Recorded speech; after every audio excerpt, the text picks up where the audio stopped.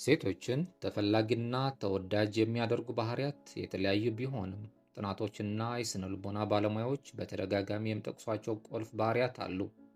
እነዚህ ባህሪያት በአብዛኛው ከግል ጥንካሬ፣ በራስ መተማመንና ጤናማ ግንኙነቶችን የመገንባት ችሎታ ጋር የተያያዙ ናቸው። እንደምን አላችሁ ውድ የሀበሻ ሳይክ ቤተሰቦች፣ ዛሬ ስለ አንድ በጣም አስፈላጊና ብዙዎቻችሁን ስለሚያሳስብ ጉዳይ እናወራለን። ሁላችንም በሕይወታችን ተፈላጊና ተወዳጅ መሆን እንፈልጋለን። ይህ ደግሞ ከውጫዊ ገጽታ በላይ የሆኑ ጥልቅ ነገሮችን ይጠይቃል። ታዲያ እንዴት ነው ይህንን ማሳካት የምንችለው? በዚህ ቪዲዮ ውስጥ በሳይንሳዊ ጥናቶች የተረጋገጡና በስነ-ልቦናዊ ባለሙያዎች የሚመከሩ 7 ወሳኝ ነጥቦችን እናያለን። እነዚህ ነጥቦችን በመተግበር በራስ የመተማመን ስሜታችሁን ከፍ በማድረግ እና በዙሪያችሁ ባሉ ሰዎች ዘንድ ተፈላጊነትን ማግኘት ትችላላችሁ። እስከ መጨረሻው አብራችሁን ቆዩ።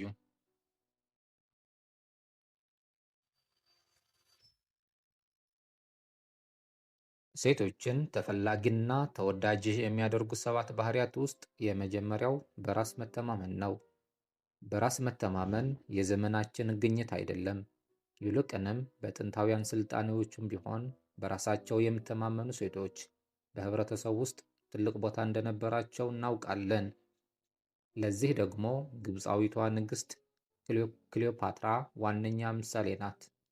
እሷ ውበቷ ብቻ ሳይሆን ከውበቷ በላይ ያለው የማትደፈር በራሷ መተማመኗ፣ ራዕይ ያላት አመራር ችሎታዋና ጥልቅ ብልህነቷ ተፈላጊ እንድትሆን አድርጓታል። ታዲያ ይህ ታላቅ ኃይል ምንድን ነው? በራስ መተማመን ማለት የራስን ችሎታ፣ ዋጋና ብቃት ያለ ጥርጥር ማመን ማለት ነው። ይህ ከውጫዊ ገጽታ በላይ የዘለቀ ከውስጥ የሚፈልቅ የማይናወጥ ጥንካሬ ነው። በራስ የሚተማመኑ ሰዎች ስንመለከት እነሱ የተለየ ብርሃን ያንጸባርቃሉ። ሁልጊዜም ማራኪ፣ ብርቱና አዎንታዊ ሆነው ይታያሉ። ይህ ማራኪነታቸው ደግሞ መልካም አጋጣሚዎችን ይስባል። ሌሎች ወደ እነርሱ እንዲሳቡና አብረዋቸው ለመስራት እንዲፈልጉ ያደርጋል። በራሳቸው የሚተማመኑ ሰዎች ውሳኔ ለመወሰን አይፈሩም። ስህተት ቢሰሩም እንኳ ከወደቁበት በፍጥነት ይነሳሉ። ከሌሎች ጋር ራሳቸውን አያወዳድሩም። ይልቁንም የራሳቸውን መንገድ በጽናት ይከተላሉ። ምክንያቱም ውስጣቸውን ያለውን ዋጋ ያውቃሉና። እነሱ ከፈጣሪ የተቀበሉትን እምቅ አቅም ለመጠቀም የሚደፍሩ፣ ፍርሃትን ወደ ኋላ የሚገፉና በሕይወት አውራ ጎዳና ላይ ወደፊት የሚገሰግሱ ናቸው። ሁለተኛው ውጤታማ የመግባቢያ ክህሎቶች ናቸው። በታሪክ መድረክ ላይ ስማቸው በወርቅ ቀለም ከተጻፈ ታላላቅ መሪዎች ጀርባ አንድ የጋራ የሆነ ምስጢራዊ ኃይል አለ። እርሱም ውጤታማ የመግባቢያ ችሎታ ነው። ለዚህ ደግሞ እንግሊዛዊቷ ጠቅላይ ሚኒስትር ማርጋሬት ታቸር ትልቅ ምሳሌ ናቸው። እርሳቸው ከባድ የፖለቲካ ውሳኔዎችን በወሰኑበት ወቅት ሕዝብን በጠንካራ ንግግር እና ግልጽ በሆነ መልእክት ማሳመንና ማነሳሳት ችለዋል። መግባባት ማለት ቃላትን መደርደር ብቻ አይደለም። ዋናው ቁም ነገር ሐሳብን በግልጽና በድፍረት መግለጽ፣ የሌሎችን ስሜት መረዳትና በትክክለኛው ጊዜ በቂ የሆነ ምላሽ መስጠት ነው። ይህ ችሎታ ግንኙነቶችን ለመገንባት፣ አለመግባባቶችን ለመፍታት እና በዙሪያችን ባሉ ሰዎች ላይ የማይጠፋ አዎንታዊ ተጽዕኖ ለመፍጠር ቁልፍ ነው። ጥሩ የመግባቢያ ችሎታ ያላቸው ሰዎች በቀላሉ ተቀባይነትን ያገኛሉ። እነሱ የሚያወሩት ነገር ሁሉ ትርጉም አለው፣ ቃላቶቻቸውም ተጽዕኖ ፈጣሪ ናቸው። ሶስተኛው የራስን እንክብካቤና ጤና። ጤናማ የአኗኗር ዘይቤን መከተል ከዘመናችን ፋሽን ወይም ጊዜያዊ ልምምድ በላይ ነው። ይህ ከጥንት ጀምሮ ሲተገበር የኖረ ከሕይወትና ከስኬት ጋር የተሳሰረ ጥበብ ነው። በጥንት ጊዜም ቢሆን ታላላቅ ሴቶች ለውበታቸውና ለጤንነታቸው ትልቅ ቦታ ይሰጡ ነበር። የግብፅ ንግስቶች እና የኢትዮጵያ ንግስቶች የተለያዩ በዘመናቸው ውበትን ለመጠበቅ የምስጢር ጥበቦችን ይጠቀሙ ነበር። ለምሳሌ የቆዳቸውን ወዝ ለመጠበቅ ወተትና ማር ይጠቀሙ ነበር። ይህ የሚያሳየን ጤናን ለመጠበቅ ውጫዊ ነገሮችን ብቻ ሳይሆን የአካል፣ የአእምሮና የመንፈስ ጤንነትን በአንድነት መያዝ መሆኑን ነው። ጤናማ መሆን የተሟላ ሕይወት ለመኖር የሚረዳ መሠረታዊ ጥንካሬ ነው። ጤናማና ደስተኛ የሆነ ሰው ሁልጊዜም ማራኪና ብርቱ ሆኖ ይታያል። የውስጣዊ ደስታችንና የብሩህ አመለካከታችን ፊታችን ላይ ይታተማል፣ ለሌሎችንም ይተላለፋል። ከሁሉም በላይ ደግሞ ለራስ እንክብካቤ መስጠት በራስ መተማመንን የሚጨምር ቁልፍ ተግባር ነው። ራስን ማክበርና ለሰውነት የሚገባውን መስጠት እኔ ጠቃሚ ነኝ የሚል መልእክት ለአእምሯችን ይልካል። ይህም ለውሳኔዎቻችንና ለዕለታዊ እንቅስቃሴዎቻችን ጥንካሬ ይሰጠናል። አራተኛ፣ የማሰብ ችሎታና እውቀት። ይህ ኢንተለጀንስ ኤንድ ኖውሌጅ የምንለው ነው። እውቀትና የማሰብ ችሎታ ከማንኛውም ውጫዊ ውበት በላይ የሆነ ዘላቂ ብርሃን ናቸው። በታሪክ ውስጥ ያሉ ብዙ ታላላቅ ሴቶች እንደ ኖቤል ተሸላሚዋ ሳይንቲስት ማሪ ኩሪ ያሉ ዓለምን የቀየሩት በአለባበስ ወይም በገንዘብ ሳይሆን በውስጣቸው ባለው ትልቅ እውቀትና የማሰብ ችሎታ ነው። ታዲያ ይህ ኃይል ምንድን ነው? የማሰብ ችሎታ ማለት አዳዲስ ነገሮችን የመማር፣ ውስብስብ ጉዳዮችን የመረዳትና ፈታኝ ችግሮችን በቀላሉ የመፍታት ችሎታ ማለት ነው።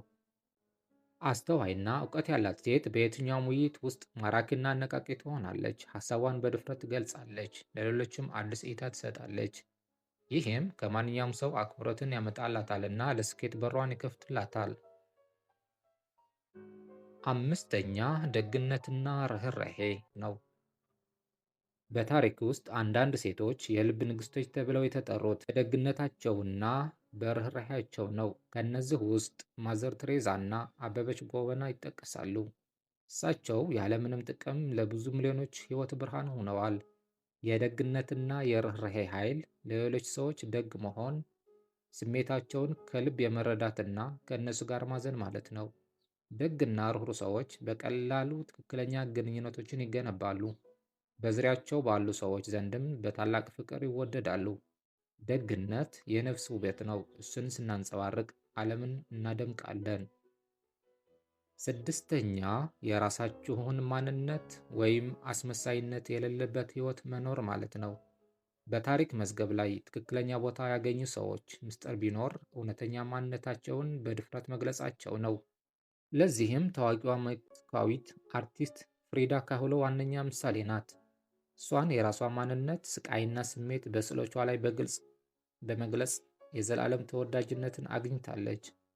የራሳችሁን ማንነት ማለት ሌላ ሰው ለመሆን አለመሞከር፣ እውነተኛ ማንነትን መሆን ማለት ማስመሰል የጸዳ ሕይወት መምራት ማለት ነው።